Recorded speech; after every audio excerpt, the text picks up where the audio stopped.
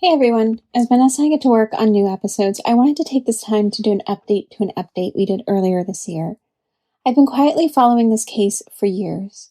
In 1997, part of an identified woman's remains were discovered in Lakeview, New York. In 2011, more of her remains were found in Jones Beach State Park. These would not be officially linked until 5 years later. Without a name, she became known as Peaches for her peach tattoo. When I first heard her story before the remains were connected, the only information publicly available about her largely rested on that peach tattoo. This lack of information was a continuation of a pattern seen in cases involving marginalized missing and identified women. Her case was included in my poem, Hear the Heart, along with 8 other unidentified Black women whose stories got little attention. In 2011, the remains of an infant known as Baby Doe were also found on that same beach. In 2016, it was determined that Peaches was the baby's mother. Earlier this year, we brought you an update in that case. Peaches and Baby Doe had been identified through investigative genetic genealogy. Tanya Jackson and Tatiana Dykes finally had their names back. At the time we recorded this update, it was clear where our suspicions rested. Found between the victims that had been allegedly attributed to the man known as the Long Island serial killer or the Gilgo Beach Killer, it seemed quite plausible that Tanya and Tatiana had been his victims as well. Investigators, though, had long cautioned the public not to jump to conclusions, and just a week ago, at the end of December 2025, Andrew Dykes, Tatiana's father, was arrested in Florida. What we know currently is that Dykes and Tanya had a relationship while they were both in the military stationed in Texas. Dykes, though, was married to someone else. Initially, when Tanya and Tatiana were first identified, investigators had said that he was cooperating with the investigation. But recent reports state that DNA found on Tanya matched DNA found on a plastic straw used by Dykes at the Charlie's Cheesecakes restaurant in Tampa, Florida. Prosecutors are alleging that Dykes, who was an anatomy instructor, had the knowledge necessary to dismember Tanya's body. Dykes, now 66 years old, has been charged with Tanya's murder. He has pleaded not guilty. Earlier this year, investigators had asked anyone who knew Tanya, particularly those who were familiar with her life in New York City, to please come forward. No one did. Tanya is a Gulf War veteran. She and Tatiana had been living in Brooklyn. So if you have any information about Tanya and Tatiana, please contact authorities. For years, they were known only as Peaches and Baby Doe, a mother and her toddler found miles apart, their names and lives taken from them. But investigators knew that one day they'd have their names back. They just needed to wait for signs to catch up in order to find the answers. Today, we get to cover a case update, something that is rare, but we hope will be more frequent in the future. This is Tanya Jackson and Tatiana Dykes' story.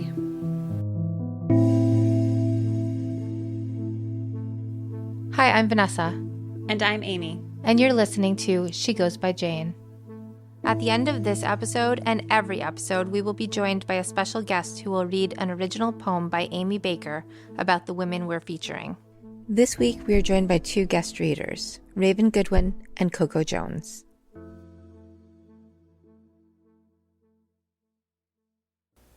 Hi, Vanessa. Hi, Aimee. Vanessa, today is a bittersweet update. So we are talking about the identification of someone that we've talked about before. And for decades, this woman, I know as soon as I say this, you're going to know who I'm talking about. For decades, she was known only as Peaches for the peach tattoo she had on her. And her child was only known as Baby Doe. And they were found years apart, miles apart from one another on Long Island. But today, they're finally reunited, buried together in Alabama under their real names. And their real names are Tanya Jackson and Tatiana Dykes. Okay, so for clarity, Tanya is Peaches and Yes. Tatiana is Baby Doe? Yes. Yeah. They have very pretty names. Yeah.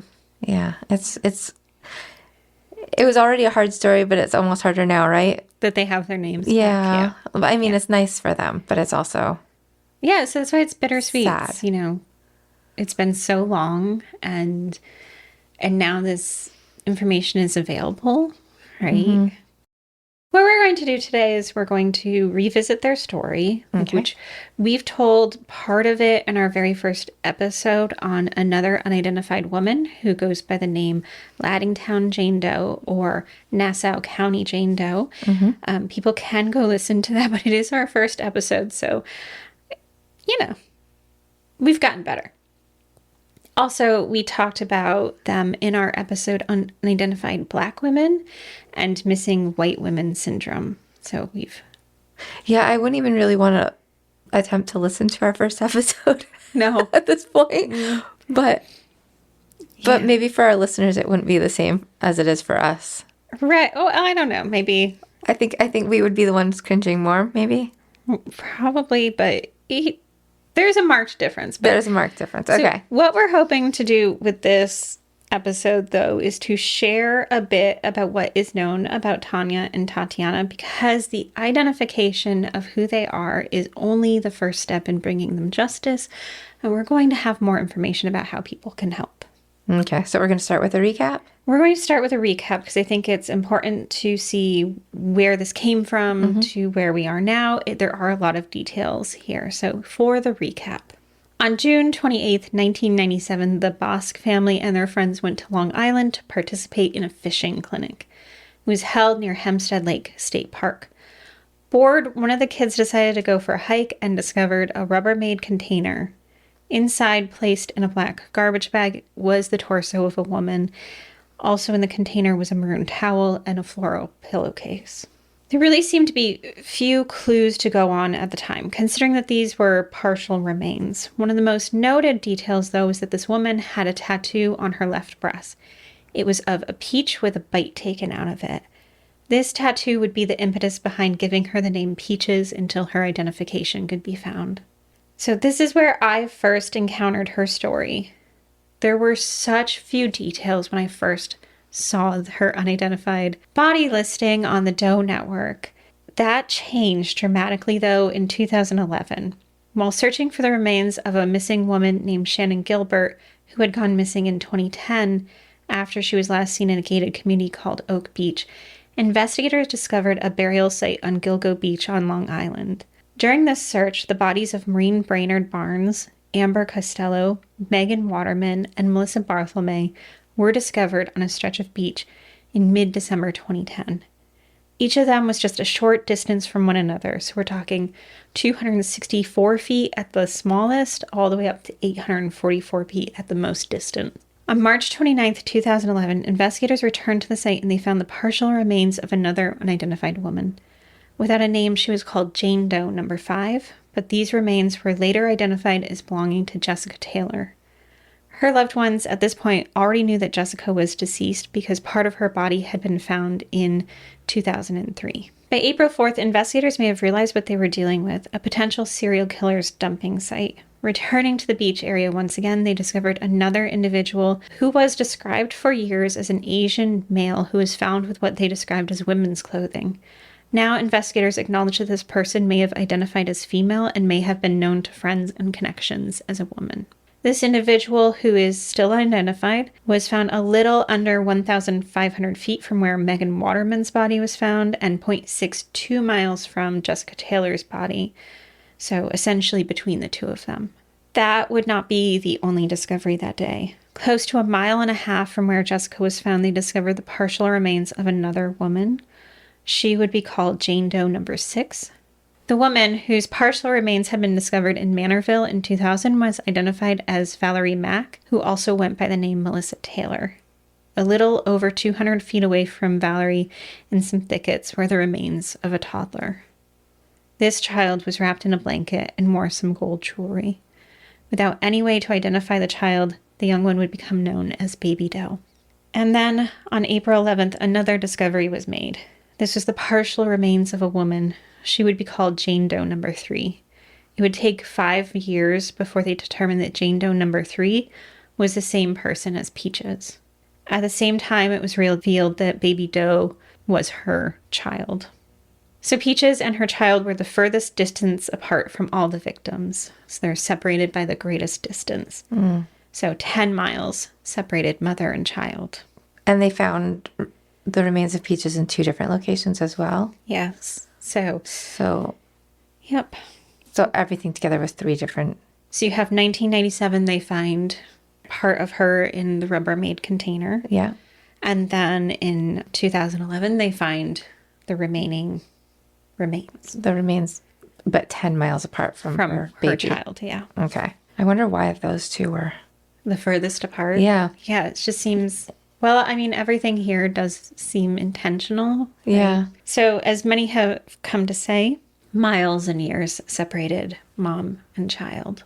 So did they end up needing to use DNA to get all of Peaches and then the baby to match, I guess? Yeah, so in this case, you know... I don't even know how to word it when somebody is separated like that from themselves. So it's just like... But they knew it was all Peaches because of... A DNA match. Okay. The DNA matched the 2 sites for her. And then they were able to do like a parent-child comparison between her and Baby Doe. And at that time, they did not know... Originally, they didn't know the gender of Baby Doe. Okay. Yeah. So a lot of work had already gone into making those connections, right? And they already had to do that work because they were doing it with several other people who had their remains separated. Yeah, that was a rough episode. Yeah. Yeah. Because, like, that was, I think, the first time that you realized. It was the first time I realized that anybody would even do that. Why would you do that? Like, I did not know that was a thing. Yeah. Yeah. And that was, happened in multiple cases. So now, the journey to identify her really has been long. Her distinctive tattoo was published in a magazine on tattoos, hoping that someone would recognize it or the artist. And her details were entered into NamUs. Once more of her remains were found and once she was linked to Baby Doe, the case does change. They were now trying to find who loved and knew a mother and her child, right? Mm-hmm. But they met with very little success. Now, what I've really come to know about a lot of unidentified bodies cases is sometimes it's patience that is what is needed for the wait for technology to catch up with what they need, right? And that's where investigative genetic genealogy comes in. As a reminder for those who are unfamiliar with how investigative genetic genealogy work, segments of DNA are shared amongst relatives. So while percentages can vary, you, for instance, are expected to share roughly 50% of your DNA with a parent. With a second cousin, it's more like 3.25%. By developing a missing person's DNA profile, this DNA can be submitted to some databases like GEDmatch. Those who have submitted their DNA profiles and have opted to have their profiles available for law enforcement then stand as a way to build family trees for unidentified persons.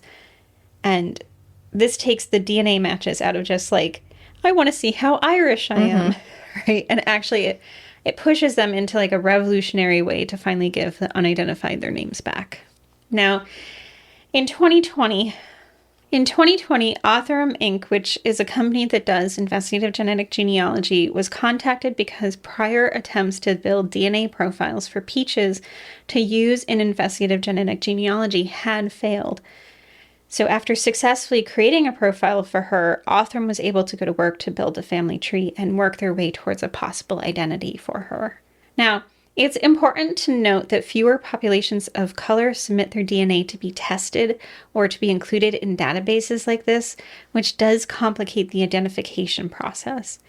Again, I say this all the time, but those databases tend to be dominated by white Western Europeans, which is partially why you see a lot more identifications of John and Jane Does happening more frequently for white decedents.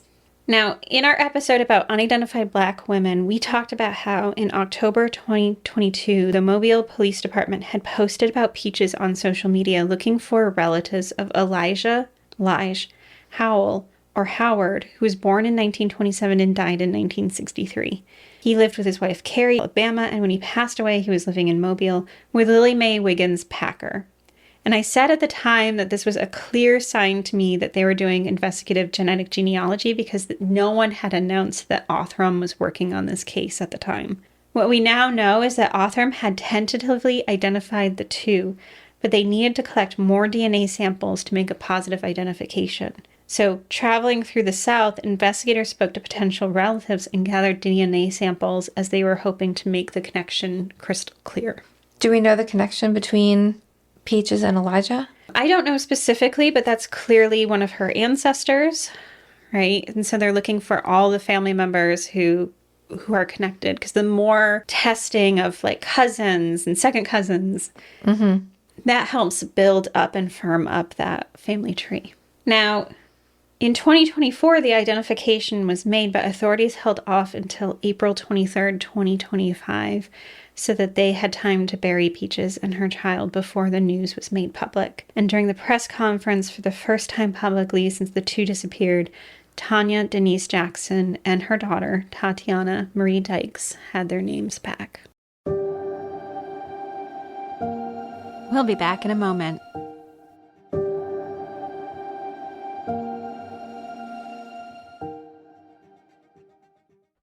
Now, though they do have their names, little is actually known about the two, and this is where people can start really honing in about how they can help. Now, Tanya was born on October 22nd, 1970, and lived in Mobile, Alabama, and she graduated from W.P. Davidson High School. In July 1993, when she was 22, she joined the Army and served as a signal support specialist. So that work is basically considered largely operational, making sure that communication systems and networks are functional. In the year and a half that she was in the Army, she was stationed at Fort Sam Houston in San Antonio, Fort Gordon in Augusta, Georgia, and Fort Leonard Wood in Missouri Ozarks. She was also deployed during the Gulf War. So just like a lot in a short amount of time. Now, Tanya left the Army just 1 month before her daughter, Tatiana, was born. Tanya and Tatiana's father, Andrew, weren't married. They didn't live together, so it sounds like he was largely estranged from his child. Tanya left the military as a private first class, not having had much of a chance to move up in her military career, though she did receive the Army Service Ribbon and the National Defense Service Medal. It would have been hard at the time, or nearly impossible, for her to continue in the Army, which I think people have not fully realized. So she would have been a single parent, and at the time, single parents couldn't even enlist in the Army. Okay. But she's already in, but that meant that she would have to have provided like detailed care plans for her daughter in case she was deployed again. Now, for Tanya, who at some point became estranged from her family, that would have been extremely difficult. Who gets to take care of her daughter? Right. Was the baby's father in the military as well? I don't know. So I opted not to research him too heavily, just because out of respect for some of his privacy. Right. But yeah, it's not clear. He is older than Tanya by about like 11 years, I think I calculated. So yeah. Now, investigators have been able to track Tanya's movements to New York City, where information about her life in the city becomes even more unclear. It's believed that she could have worked as a medical assistant for a doctor's office and lived in the Sunset Park area of Brooklyn. They believe a neighbor or a friend may have been watching Tatiana while Tanya worked. During the press conference, they also made clear to mention that Tanya drove a black 1991 Geo Storm, and so it's unclear why they were making this like a big point during the press conference, and it's an important detail to note for her. Now, Tanya and Tatiana were buried with full military honors at the Alabama State Veterans Memorial Cemetery at Spanish Fort. Christopher Rea, the assistant director in charge of the FBI's New York field office, said, "I hope today's announcement brings a sense of peace to their family and loved ones." But were there any family members there? And there did not appear to be. Okay. Yeah. I wasn't sure. So sometimes they speak, so there were no family members speaking at the press conference. Now, there's no way to see the deaths along this stretch of Long Island as anything but brutal and horrific, particularly because the targets were often marginalized people. There are now over 11 bodies that have been found in this area, and investigators have spent years trying to determine their links. On July 14th, 2023, a man who we will call R was charged with the murders of 3 of the 4 women who are known collectively as the Gilgo Four. So that was Melissa Barthelme, Megan Waterman, and Amber Costello. He pleaded not guilty. In January of 2024, he was charged with the murder of the remaining woman from this group, Maureen Brainerd Barnes. In June of 2024, R was charged with the murder of Sandra Castillo, an immigrant from Trinidad and Tobago. Sandra's body had been found in a wooded area in 1993, and investigators say that a hair found on her body has a DNA match to R. He was also charged with the murder of Jessica Taylor, whose body had been found at 2 separate locations. One of them was near the Gilgo Four. Again, investigators state that there's a DNA match between hair found at the crime scene to R's DNA. There's also a witness who claims to have seen a vehicle matching the description of R's vehicle near where Jessica's body was found. So that's 6 now? So 4, 5, 6, yeah. Okay. Now, in 2024, he was charged with the murder of Valerie Mack, the woman whose partial remains were found close to Tatiana's. Again, a hair at the crime scene matches R's DNA. Now, many of the victims found in the Gilgo site were sex workers, and many of the murders had similar characteristics in terms of how they were bound and how they were buried. Now, Tanya's murder doesn't follow that same pattern, but the separation of her body does share characteristics with what happened to Jessica and Valerie, leading many to speculate that Tanya was also murdered by R. Now, additionally, the fact that Tatiana was found so close to Valerie suggests that this is even more possible. Now, during the press conference, Nassau Police Detective Captain Stephen Fitzpatrick cautioned that the public shouldn't immediately jump to the conclusion that Tanya and Tatiana's murders are linked to R. And that's wise. I know. It feels like it should just be... Right. Why shouldn't we jump to that conclusion, I guess? Yeah, so I think in this case... I'll give you an example. I was just listening to a book where someone made an assumption that it would be highly unlikely that 2 separate serial killers would have lived in the same house, but at separate times. Mm-hmm. And they were wrong. So there were 2? Yeah. Right. And so I think sometimes there's a danger of working towards one conclusion. Just overlooking a second person that could... Yeah. Does it seem the way highly... the bodies were separated and the locations? And... Yeah, does it seem highly unlikely that those things would align without there being, one person who did it? Absolutely. Is it possible that it could be a different answer? Also, yes. So he cautions that they're keeping it open. But he said, "We have not discounted the possibility that their cases are unrelated from the Gilgo murders investigation." And then later on, when he was asked directly about it, he said, "I'm not saying it's him. I'm not saying it's not him." Now, meanwhile, this month, R has been in court as his lawyers attempt to get the DNA evidence against him removed. The lawyer is arguing that it's simply not reliable. DNA evidence on... Yeah, so the hairs that they found that they linked to him or members of his family. But they're on multiple... Yeah. They're not on just one person. Yeah. Yeah, so they're trying to get that. If it's on one, I can see. But multiple? Yeah, so they're trying to get that removed. And it's just also striking that it comes now when DNA is the thing that clearly identified Tanya and Tatiana, right? Mm-hmm. And just as importantly, as we sit here together, there are still several unidentified persons whose bodies were found in this area. Again, we know that R preyed on marginalized people, which means it's more likely they'd experience factors that we know increase the risk that they won't be identified.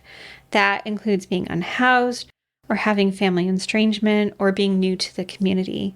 So if they are connected to R, those could be contributing factors as to why those have not moved forward. Now, currently, investigators are working to identify the Asian individual. To this end, they have shared drawings of this person and what they might have looked like both as a male and as a female. There's also a woman known as Cherries who was discovered near Mamaroneck, New York in 2007. And of course, there's Laddingtown Jane Doe, whose body was found in Nassau County. All deserve to have their names back. The identification of Tanya and Tatiana only happened through the dedicated efforts of a vast team of individuals over the past 28 years. It's a certainly monumentous step in getting them justice, but the Nassau County District Attorney Ann Donnelly cautioned that the work must continue. During the press conference, she said, "The reality is our work has just begun.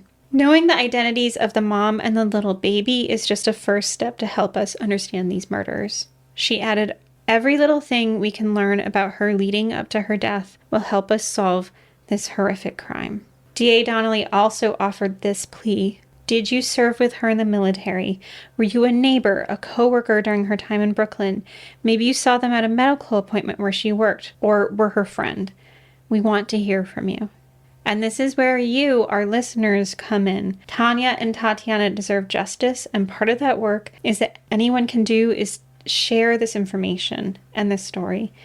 It's that work that gets it in front of people who need to see it. Those people who took care of Tatiana or said hi to Tanya when she got done, home from work or worked alongside her. All of those individuals are critical to understanding what her time in New York City was like.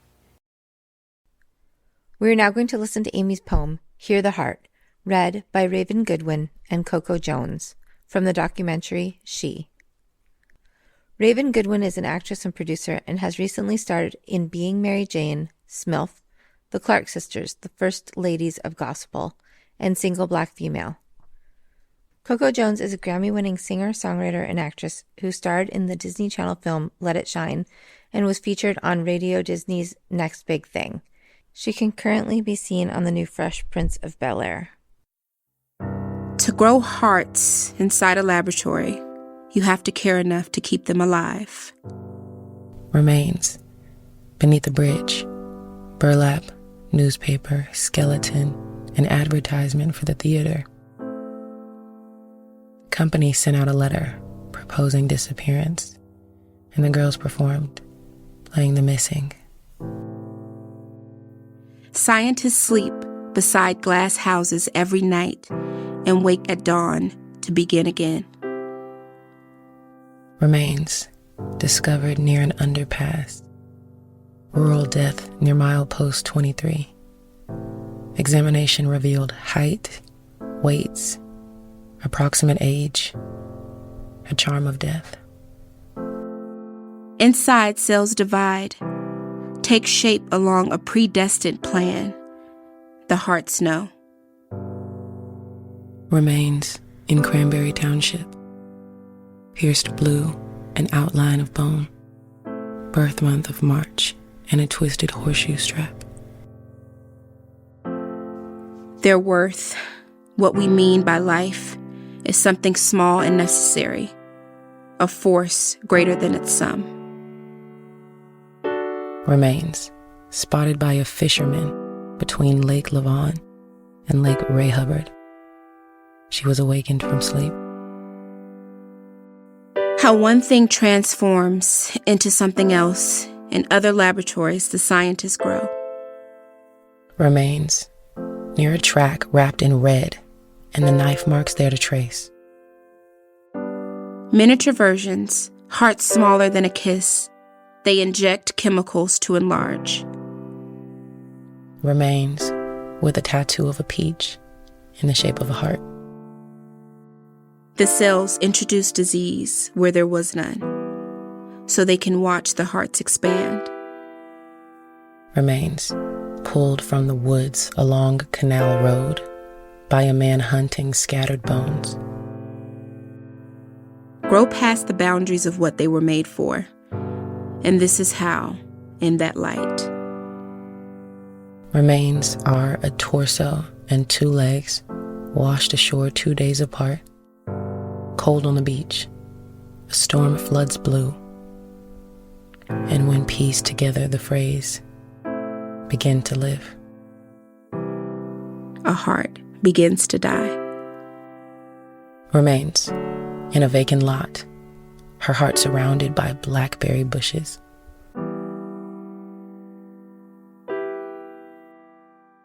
For more information about our show or to check out other shows on the network, please visit evergreenpodcast.com. Bye, Vanessa. Bye, Aimee.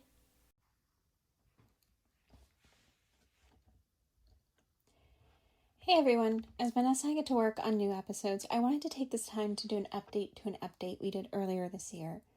I've been quietly following this case for years. In 1997, part of an identified woman's remains were discovered in Lakeview, New York. In 2011, more of her remains were found in Jones Beach State Park. These would not be officially linked until 5 years later. Without a name, she became known as Peaches for her peach tattoo. When I first heard her story before the remains were connected, The only information publicly available about her largely rested on that peach tattoo. This lack of information was a continuation of a pattern seen in cases involving marginalized missing and unidentified women. Her case was included in my poem, Hear the Heart, along with 8 other unidentified Black women whose stories got little attention. In 2011, the remains of an infant known as Baby Doe were also found on that same beach. In 2016, it was determined that Peaches was the baby's mother. Earlier this year, we brought you an update in that case. Peaches and Baby Doe had been identified through investigative genetic genealogy. Tanya Jackson and Tatiana Dykes finally had their names back. At the time we recorded this update, it was clear where our suspicions rested. Found between the victims that had been allegedly attributed to the man known as the Long Island serial killer or the Gilgo Beach Killer, it seemed quite plausible that Tanya and Tatiana had been his victims as well. Investigators, though, had long cautioned the public not to jump to conclusions. And just a week ago, at the end of December 2025, Andrew Dykes, Tatiana's father, was arrested in Florida. What we know currently is that Dykes and Tanya had a relationship while they were both in the military stationed in Texas. Dykes, though, was married to someone else. Initially, when Tanya and Tatiana were first identified, investigators had said that he was cooperating with the investigation. But recent reports state that DNA found on Tanya matched DNA found on a plastic straw used by Dykes at the Charlie's Cheesecakes restaurant in Tampa, Florida. Prosecutors are alleging that Dykes, who was an anatomy instructor, had the knowledge necessary to dismember Tanya's body.